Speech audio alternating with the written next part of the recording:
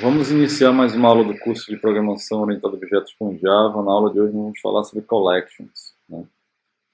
Coleções ou collections são um conjunto de interfaces em Java, né, que servem para trabalhar com um conjunto de objetos, né?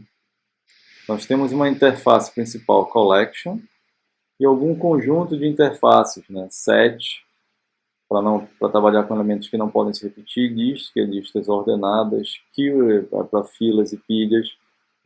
Esse aqui é outra interface para objetos não repetidos ordenados.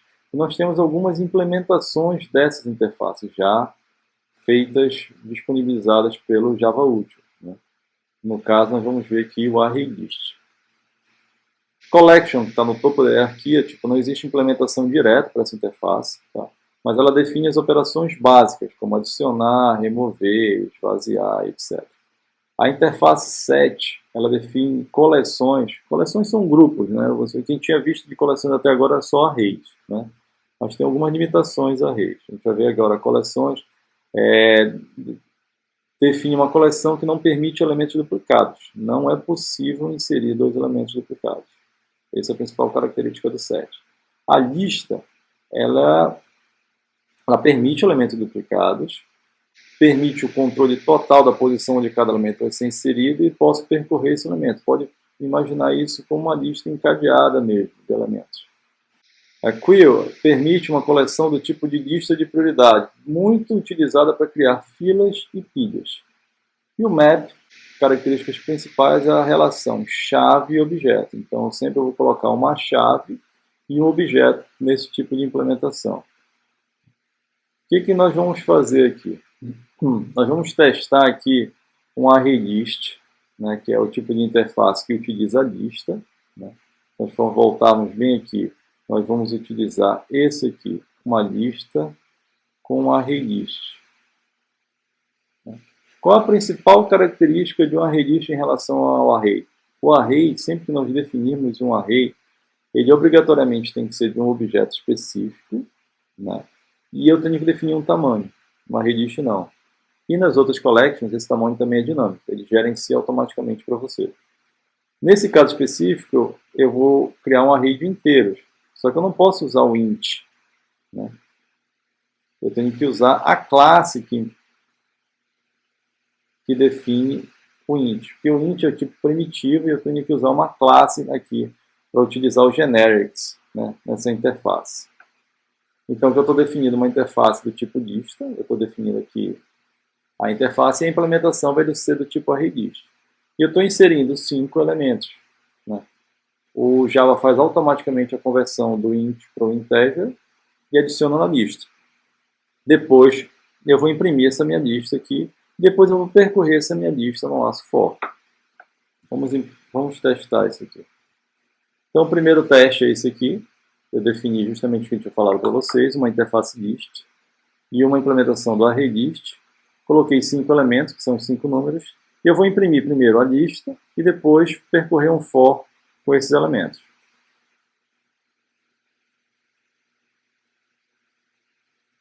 Então, se vocês forem reparar bem aqui, isso aqui é a impressão da minha lista, né? Ele tem essa impressão facilitada aqui com os colchetes. Depois eu percorro com o laço for e imprimo 5 elementos. Só para mostrar para vocês como é possível percorrer a tua lista, teu ArrayList. A próxima implementação que nós vamos fazer vai ser, em vez de ser com tipos inteiros, vai ser com objeto. Então, eu vou criar uma classe, no caso, aluno, né, que só tem um atributo, o nome. E eu vou criar um construtor que alimenta esse nome. E eu vou fazer um toString aqui desse nome. Uma classe bem simples. E como é que nós vamos testar? Eu criei uma outra classe, teste. Reparem bem nisso aqui. Eu estou dando um import específico para poder utilizar, né?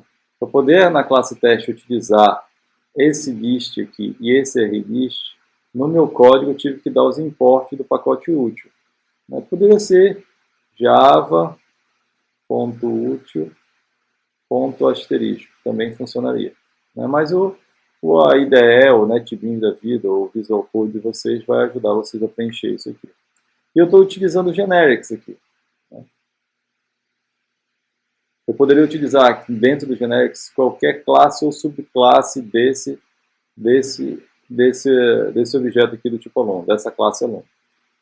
E aqui dentro eu estou adicionando objetos, no caso, new aluno Mariana, new aluno Alexandre, new aluno Sofia.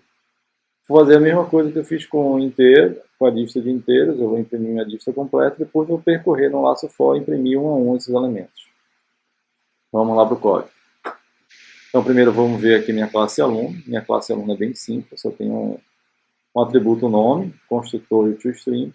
E aqui na minha classe teste, lembrando aqui dos imports, muito importante, senão não vai compilar. Aqui eu criei minha lista. Lembra do generics aqui? Eu estou definindo que a minha lista é só de aluno, né? Ele aceitaria qualquer subclasse de aluno, se existisse, né? E a minha implementação vai ser o arraylist, né? Vocês lembram que a minha lista é uma interface, nós fizemos isso na aula de interface. Eu posso definir que a minha variável é do tipo da interface e criar uma implementação qualquer classe que implemente essa interface. No caso, eu estou trabalhando com arraylist. Isso permite que vocês modifiquem muito facilmente qualquer outra implementação. Se no futuro quiserem outro tipo de implementação da interface list, basta instanciar o objeto correspondente aqui. Estou adicionando os objetos e eu vou imprimir isso aqui. Vamos rodar isso aqui para verificar.